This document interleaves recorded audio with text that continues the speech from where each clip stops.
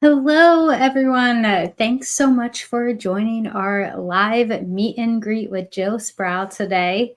Um, it's funny to me to not be doing my normal Girls with Graphs podcast episode intro, but today this will be a little quick virtual meet and greet for you guys to get to know our new Senior Director of Programs and Services. So I'm about to bring Jill on the screen here.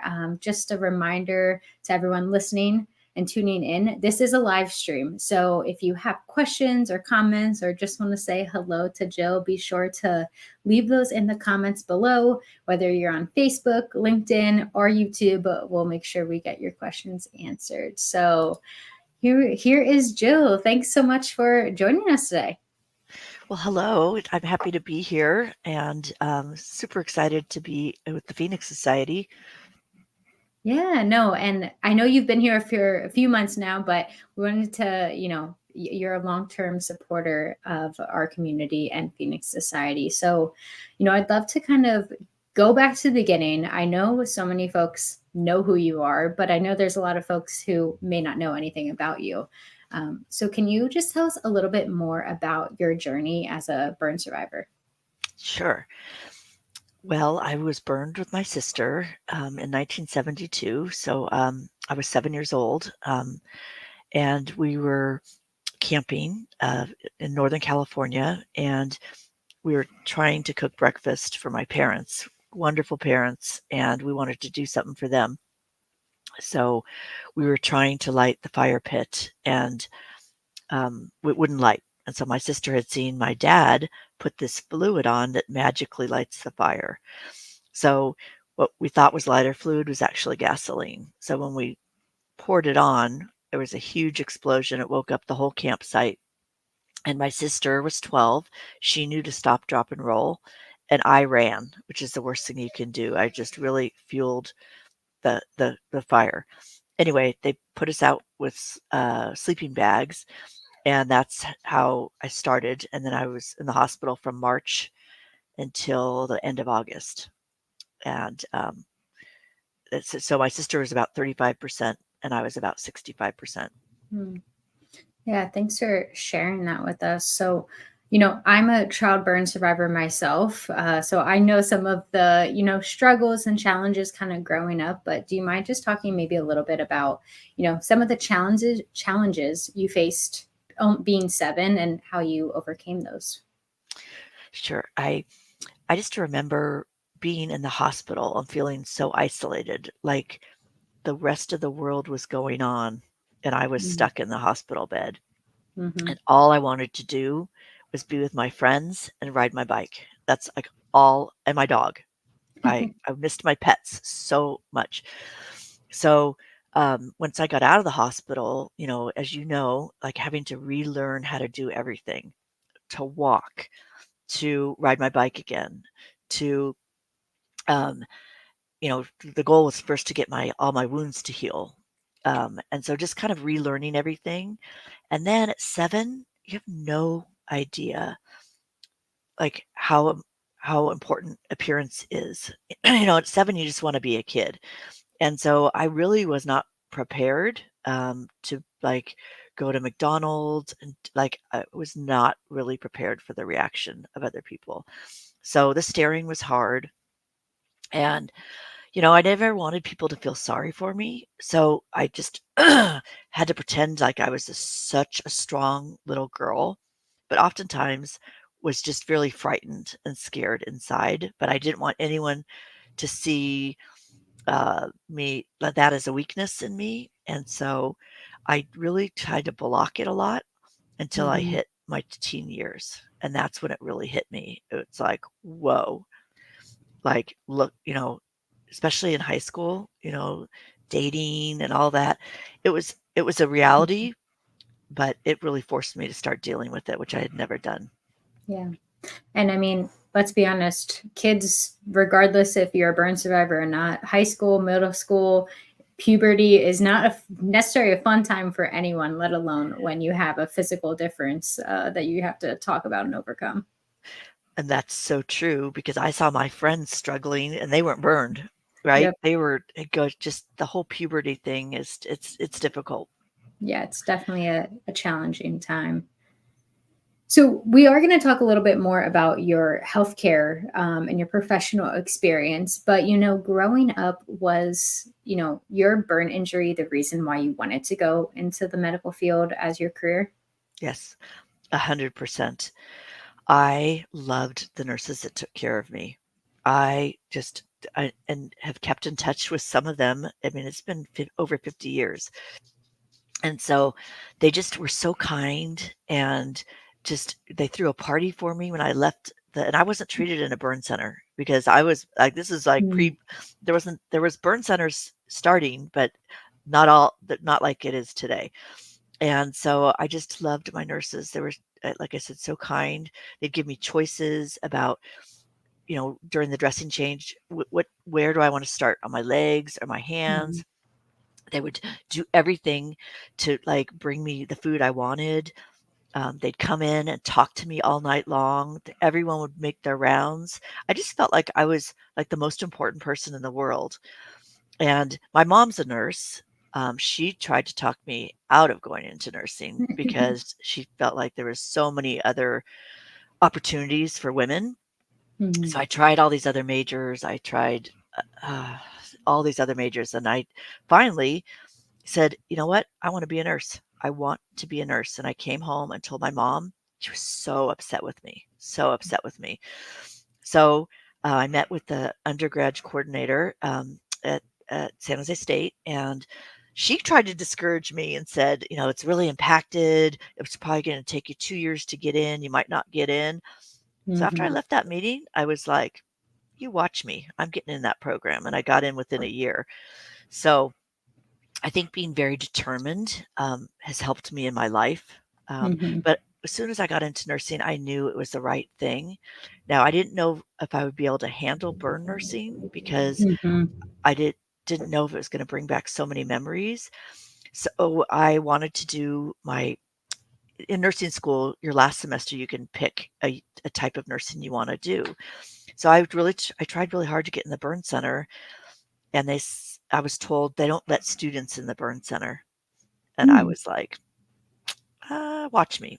No, I didn't say that. I talked to one of my instructors, and she goes, "Yeah, with your circumstance, I'm sure Mhm, we'll try to get you in." So anyway, long story short, she got me in the burn center, and the nurse manager at the time said, "We don't normally allow students in here, but I think you're a different situation. You're really interested.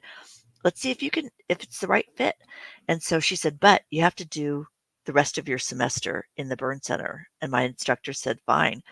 And then this was my PD. Anyway, so then I did my last semester, the entire semester mhm. in the burn center. I loved it. And so she offered me a job before I graduated, and That's I amazing. did 28 years of burn care and absolutely loved it. That's awesome. Yeah, I'm sure that, that passion, just being a survivor and wanting to help others, um, really drove you into the medical field, like you said, but then, you got what you wanted. And I'm sure the burn center really valued, having your experience both as a medical provider, but also having that lived experience as a survivor. I'm sure went really far, especially for those patients. And I also was very cautious that I didn't want to have a negative impact on a Mm, patient, which never really happened. People that didn't have a burn face, or their face was very superficial, I didn't want them to be like, "Oh my gosh, am I going to hmm look like you?" So I was very sensitive. Also, I would not bring anything up until unless patients asked, right? I wasn't hmm there to, if they had questions, I'd be absolutely willing to answer them, but it, I was there for them and not for my injury, if that makes hmm sense.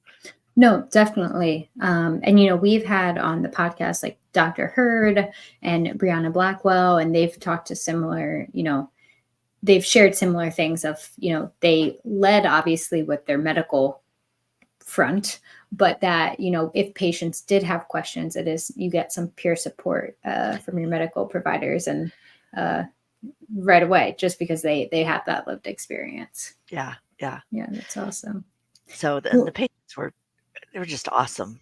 yeah. It inspired me, right, to be a better hmm nurse, to be a better person, just seeing their courage and their strength, it's really so inspiring. Yeah, that's awesome.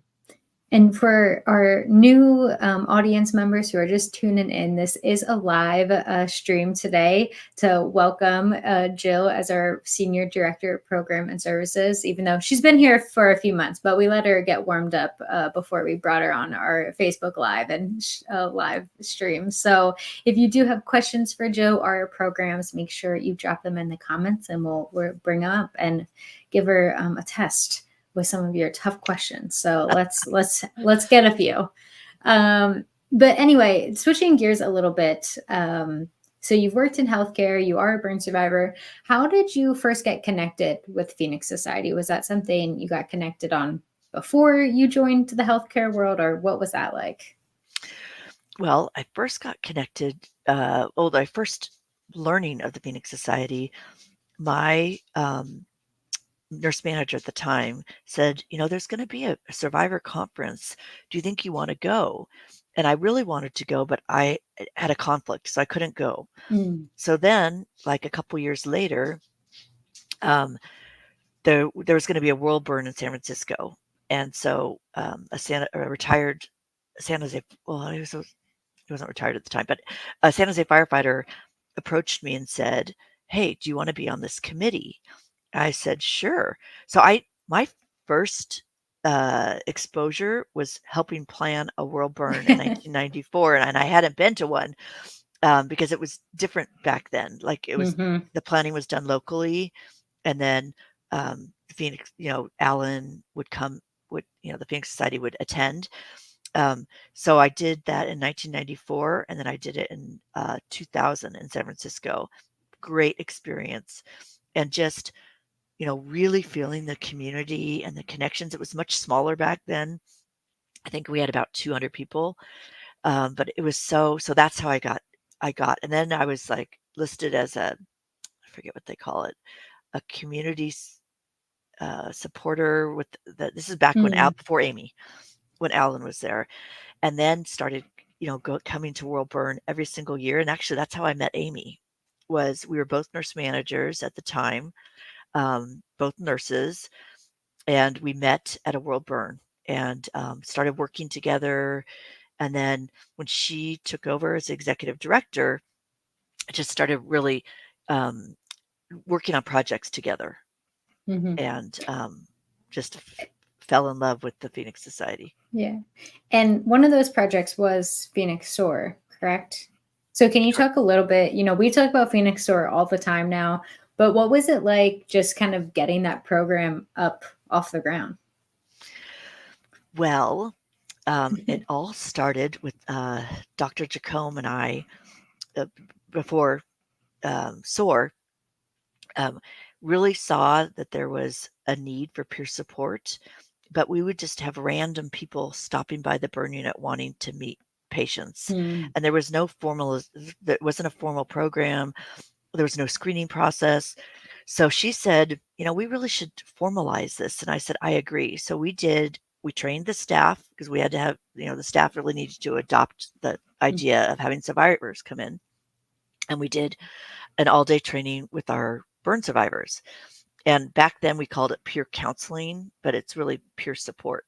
So then I went down to San Diego and kind of further developed the program. And then James Bosch and Cindy Rudder and I took the program, and we were like flying out. We all had full-time jobs, and we were flying around the country, going to Canada, uh, Washington, D.C., Sacramento. And then Amy had approached me and said, what do you think about, really bringing this program to a national level? And I said, I think it's a great idea. I would love to see peer support in all the burn centers. And today we're in like 88 Mm-hmm. organizations. So I'm just so proud of how much it's grown. And this year at the ABA, the impact SOAR has had on survivors, it's like you could feel it at the ABA. You can feel it at World Burn. We've trained so many peer supporters. Mm-hmm. The Phoenix Society and coordinators. And fast forward, it's been almost 25 years. Um, It's It's amazing. it's amazing, and it's just, I'm so proud, and I'm very passionate about peer support. I did my graduate work on looking at peer support and was there different in people's hope scores, people who didn't get peer support and people Mm, who did, and there was a statistical difference in people that received peer support, either through a support group or individual one-on-one. hmm. No, that's amazing. And I'm sure it's crazy for you to think sometimes of, where you first started with this program and now you're working with Phoenix Society full time and really help leading our programs and services. And I know Sarah on our team, I know so many folks know her. She is our Phoenix SOAR like expert at Phoenix Society and does all things SOAR. So it is amazing how far that program's come. And I mean, we have trainings like every month. There's thousands of peer supporters and coordinators. So if you are looking to get involved, definitely reach out to us, and we'd love to add you to our Phoenix SOAR family. Yeah, and it takes a village. I'm telling you, it's been, Amy Acton, Pam Peterson, um, so many people, Cindy Rudder, James Bosch, Mm-hmm. so many people that have worked on this. And Sarah is amazing. She is amazing. Yes, for sure. Awesome. Well, we talked a little about the history, but I would love to know kind of what's ahead for, I mean, I kind of already know, but I would love for you to share with our listeners, what's ahead for Phoenix Society's programs and services, for the rest of this year and even looking ahead at next year in 2025. It's crazy that we're already like almost halfway done with this year, but It is crazy. Well, we're very excited. We're launching a new program called Journey Forward. And, what survivors have been telling us for many, many years is there's a gap between leaving the safe cocoon of the burn center, and sometimes people are 400 and 500 miles away from the burn center they were treated at, and then they go home and they just really are struggling. And so, how do we get people engaged from before they get discharged from the hospital? So it's really having them have access to our resources and enrolling and getting a cadence of resources delivered so and we also refer them back to their local area. So they will get local resources, and then through the emails, they'll get the Phoenix Society emails. And there's people attending. We're piloting it at UC Davis right now, but we are seeing some of those folks attend our virtual support group. So I think this early adoption is so vital. And Mhm, we hear over and over survivors that are 20, 30 years out from their injury and said, I never knew about the Phoenix Society. I never knew there was this whole loving community. I wish mhm, I would have known this way earlier in my journey. mhm. Definitely. Yeah, I mean, I think, like you said, that we want to make it easier for everyone, easier for the survivors and caregivers to get the support that they need. We want to make it easier for us to get them that support. And we want to make it easier for the burn care teams to, juggle, giving them that emotional and mental support on top of caring for them physically. So I'm really excited with the pilot at UC Davis and where else this program goes this year. Um, so, along with that, I guess, what else are you most excited for just as your role as senior director of programs and services? What do you enjoy? I know you've been with us, I don't know, 3, 4 months now, but what are you really excited about and what do you enjoy most? Well, first and foremost, I'm back in the burn community because um, I left the burn center in 2017. So I'm so thrilled and excited to be back working in the burn community. So thrilled and excited to be working with the Phoenix Society, which is very near and dear to my heart, and I support all the programs. Um, so just being back is really exciting. Hmm. That's amazing. Well, I will give one last quick call to see if we have any questions or comments for you, Jill. You're getting off easy today. Next time, I promise it won't be this easy. I'll make sure we get some more. Um, And I do want to, again, before we close out, do want to give a special thank you to Sandra Cremolini, who did serve as our interim director while we were on the hunt and got Jill in this position. So I know, Jill, you and Sandra are very close, and we just so appreciate Sandra's work and efforts. We have something about getting folks out of retirement to come back and serve a little bit more. So thank you to both of you for doing that. Yeah, I want to second that. Sandra has really, done a lot in a short time, and she's Mm-hmm. been so supportive and really sharing her knowledge with me. So I appreciate that. Yeah, for sure. Was there anything else, Jill, that you want to share with us, let our listeners know, or anything at all before I give some quick updates and close out? Just, since I've been here, people are like in my, giving me, we should do this. Phoenix should do that. So continue to give us feedback of what programming you'd like to see, what what gaps we have in our resources, and things that we can help, because we, that's the mission, is to help alleviate suffering, for burn survivors, and make the whole experience better. So anything we can do to help and support, I'm all ears. Mm-hmm. Definitely. And whether you're listening now or you're catching this later on, if you have ideas or thoughts on our programs or services, or if you have questions for Jill later on, leave those in the comment section and we'll follow up with you. So, Jill, first of all, thank you for joining me today. I know I just kind of scheduled this on your calendar. It was like, we're doing a live stream so folks can get to know you. So I really, really appreciate it. And I want to let our listeners know a little bit more about what's coming up later this summer. So on Tuesday, I think that's the 18th or something like that on Tuesday, we are doing our live season 4 finale of Girls with Graphs. So that's our podcast if you're unaware of it. And we have a very special guest of J.R. Martinez joining us. So JR is an author, actor, burn survivor, also winner, champion of Dancing with the Stars. So, a little bit of everything. He'll be joining us. He's a great guest. We've had him on in the past. So we'll be talking about living with intention and how to live your best life after a burn injury. So be sure to join us live at noon Eastern for that on Tuesday. And then later in June, we are launching our summer webinar series. So the first webinar will be on Wednesday, June 26th at noon Eastern as well. And we'll be talking all about fire or summer fire safety with NFPA's Lorraine Carley. So be sure to tune into that. We don't have dates for the next two, but we'll also be doing a summer skincare for burn survivors with Tanya Mesenbach, who is better known as Burn Beauty 2018. She's also amazing, so be sure to stay on the lookout for a date and time.